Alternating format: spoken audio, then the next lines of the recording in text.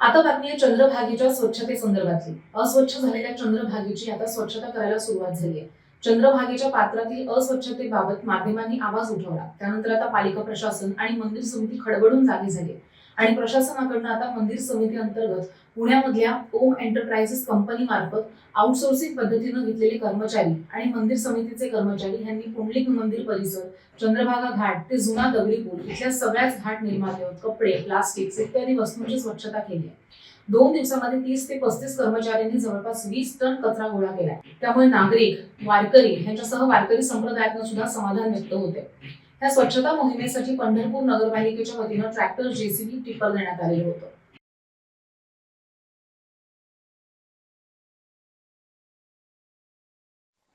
रामकृष्ण हरी। मी सोपान राजाराम पासलकर। दर महिन्याकाठी मी पंढरपूरला यात्रेला येत असतो, वारीला येत असतो। चंद्रभागा ही नदी अत्यंत चांगल्या पद्धतीने स्वच्छ केली आहे। अशी जर स्वच्छता कायमस्वरूपी असावी त्याबद्दल मी प्रशासनाचे आणि नगर परिषदेचे आभार मानतो। जय रामकृष्ण।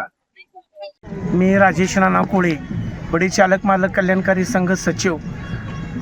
कालपासून नगरपालिका प्रशासन व मंदिर समिती यांच्या वतीने काल दुपारपासून नदी स्वच्छता जवळपास 50 ते 70% स्वच्छ करण्याचं काम सुरू आहे।